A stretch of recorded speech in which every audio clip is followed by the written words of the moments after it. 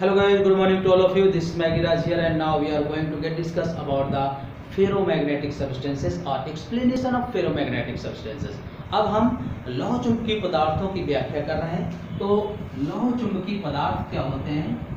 लौह चुंबकीय पदार्थ। तो लौह चुंबकीय पदार्थ वे पदार्थ होते हैं जो चुंबकीय क्षेत्र की दिशा में ही प्रबल चुंबकित हो जाते हैं, अर्थात वे पदार्थ जो किसी बाह्य चुंबकीय क्षेत्र में रखे जाने पर क्षेत्र की दिशा में ही प्रबल चुंबकित हो जाते हैं, लौह चुंबकीय पदार्थ कहलाते हैं। और इनकी भी प्रवृत्ति जो है निम्न क्षेत्र से उच्च क्षेत्र की तरफ जाने की होती है और तीव्र प्रवृत्ति होती है। ध्यान रखिएगा, इनकी जो लौह चुंबकीय पदार्थों की प्रवृत्ति होती है निम्न क्षेत्र से उच्च क्षेत्र की ओर जाने की तीव्र प्रवृत्ति या हाई टेंडेंसी होती है। ओके, तो लौह चुंबकीय पदार्थ वे पदार्थ हैं जो किसी बाह्य चुंबकीय क्षेत्र में रखे जाने पर क्षेत्र की दिशा में ही प्रबल चुंबकित हो जाते हैं और इनकी प्रवृत्ति या टेंडेंसी निम्न क्षेत्र या निम्न चुंबकीय क्षेत्र से उच्च चुंबकीय क्षेत्र की ओर जाने की प्रबल प्रवृत्ति होती है। और इनके उदाहरण हैं आयरन, कोबाल्ट, निकल, Fe2O3, Fe3O4, ये सारे उदाहरण लौह चुंबकीय पदार्थों के। अब लौह चुंबकीय पदार्थों में इनकी जब व्याख्या करेंगे तो लिखेंगे कि लौह चुंबकीय पदार्थों में भी चुंबकीय आघूर्ण स्वाभाविक अवस्था में होता है जब ये बिना किसी बाह्य चुंबकीय क्षेत्र के रखे गए हों। ठीक है ना, यानी स्वाभाविक अवस्था में लौह चुंबकीय पदार्थों का भी कुछ चुंबकीय आघूर्ण होता है, किंतु अन्योन्य क्रियाओं के कारण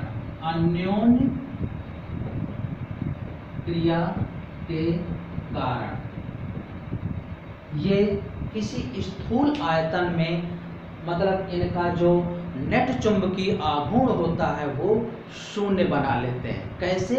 क्योंकि इनके किसी स्थूल आयतन में अन्योन्य क्रिया के कारण कुछ प्रभावी क्षेत्र बन जाते हैं, कुछ प्रभावी क्षेत्र बन जाते हैं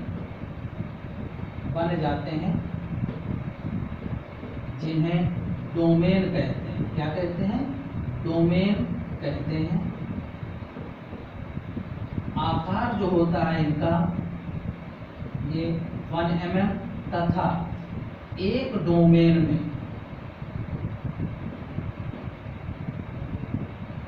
10⁻11 परमाणु रह सकते हैं।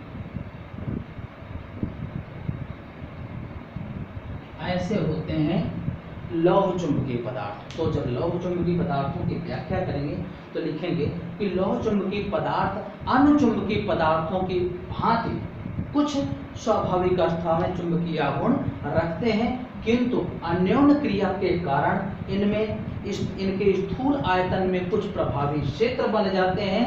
उन प्रभावी क्षेत्रों को डोमेन कहते हैं और इन डोमेनों का आकार 1 mm साइज का होता है और इस डोमेन में एक डोमेन में लगभग 10⁻11 परमाणु होते हैं और ये जब किसी बाह्य चुंबकीय क्षेत्र में रखे जाते हैं तो इनमें डोमेनों का जो मोमेंट होता है वो दो प्रकार से प्रदर्शित किया जाता है, घूर्णन द्वारा और विस्थापन द्वारा। तो ध्यान रखिएगा, लौह चुंबकीय पदार्थ वे पदार्थ होते हैं जो किसी बाह्य चुंबकीय क्षेत्र में रखे जाने पर उनमें क्षेत्र की दिशा में ही प्रबल चुंबकत्व उत्पन्न हो जाता है, प्राप्त हो जाता है, लौह चुंबकीय पदार्थ कहलाते हैं। और इनकी प्रवृत्ति भी अनुचुंबकीय पदार्थों की भांति ही निम्न क्षेत्र से उच्च क्षेत्र की ओर जाने के लिए तीव्र प्रवृत्ति होती है।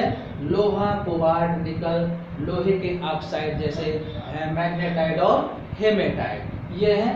इनमें लौह चुंबकीय पदार्थों की जब व्याख्या करेंगे तो इनमें भी लौह चुंबकीय पदार्थों में भी अनुचुंबकीय पदार्थों की भांति स्वाभाविक अवस्था में कुछ चुंबकीय आघूर्ण होता है, लेकिन अन्योन्य क्रिया के कारण ये इस प्रकार से इनमें स्थूल आयतन में, इन लौह चुंबकीय पदार्थों के किसी स्थूल आयतन में कुछ प्रभावी क्षेत्र बन जाते हैं जिन्हें डोमेन कहते हैं। इन डोमेनों का आकार 1 mm का होता है और एक डोमेन में लगभग 10⁻11 परमाणु रह सकते हैं। इनमें ये डोमेन इस प्रकार से यादृच्छिक गति या इधर उधर गति करते हैं कि स्वाभाविक अवस्था में ये नेट चुंबकीय आघूर्ण शून्य बना देते हैं, किंतु जब ये किसी बाह्य चुंबकीय क्षेत्र B0 में रखे जाते हैं तो ये डोमेन जो है अपना क्रिया या अन्योन्य क्रिया 2 विधियों से प्रभावित करते हैं, जिनमें से नंबर 1 है विस्थापन विधि द्वारा और नंबर 2 है घूर्णन द्वारा। तो विस्थापन विधि क्या होती है?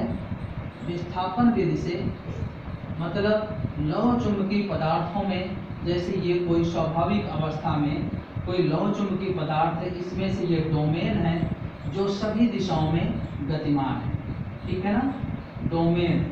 लेकिन जब इसको किसी बाह्य चुंबकीय क्षेत्र में रखा जाता है, जैसे ये हमने B0 में रख दिया, तो क्षेत्र की दिशा वाले डोमेन, जैसे इस दिशा वाले ये हैं, ये सबसे ज़्यादा विस्थापन प्राप्त कर लेंगे ऐसे, और बाकी जो डोमेन है उनको थोड़ी थोड़ी से जगह में केंद्रित कर देंगे। तो ये होता है विस्थापन विधि द्वारा डोमेनों का घूर्णन। तो ध्यान रखिएगा, जब विस्थापन विधि से डोमेनों की प्रक्रिया का अध्ययन करते हैं लौह चुंबकीय पदार्थों में, तो जब किसी लौह चुंबकीय पदार्थ को बाह्य चुंबकीय क्षेत्र में रखा जाता है तो क्षेत्र की दिशा वाले डोमेन अधिकतम विस्थापन प्राप्त करके अन्य दिशाओं वाले डोमेनों को थोड़ी थोड़ी जगह में केंद्रित कर देते हैं और इस प्रकार क्षेत्र की दिशा में ही प्रबल चुंबकत्व प्राप्त करते हैं। और दूसरा है घूर्णन द्वारा। तो घूर्णन द्वारा ये होता है कि ये कोई लौह चुंबकीय पदार्थ है जिनके डोमेन सभी दिशाओं में गतिमान है इस प्रकार से, लेकिन जब इनको किसी बाह्य चुंबकीय क्षेत्र में रखा जाता है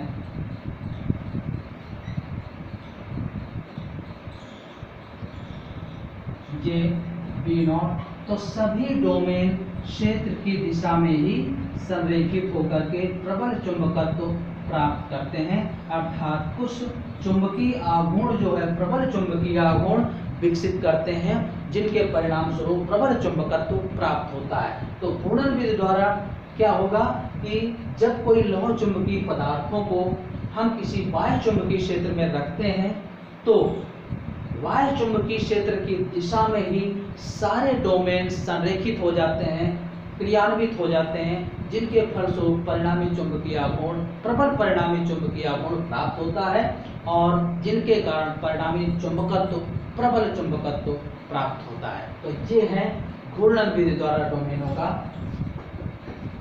लौह चुंबकीय पदार्थों की व्याख्या। और अब हम इसी में से याद करेंगे कि ये जो ताप है इसके लिए क्यूरी ताप क्या होता है। तो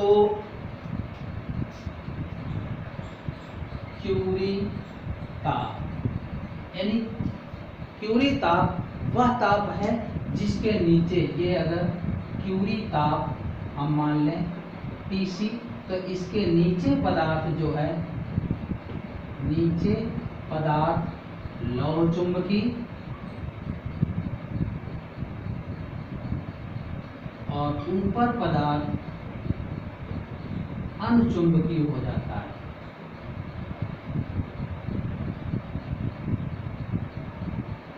क्यूरी ताप कहलाता है। ध्यान रखिएगा कि क्यूरी ताप क्या होता है, वह ताप जिसके नीचे पदार्थ लौह चुंबकीय तथा ऊपर अनचुंबकीय होता है, क्यूरी ताप कहलाता है। Tc से डिनोट करते हैं क्रिटिकल टेम्परेचर और क्यूरी टेम्परेचर, ये है।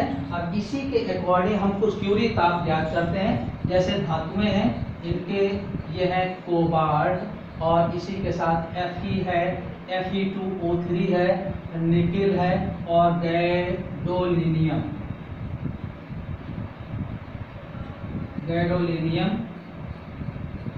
ये इनके जो ताप हैं वो केल्विन में है, और इनके मान जो होंगे, ये कोबाल्ट के लिए 1394 डिग्री केल्विन है और इसके लिए 1043 है।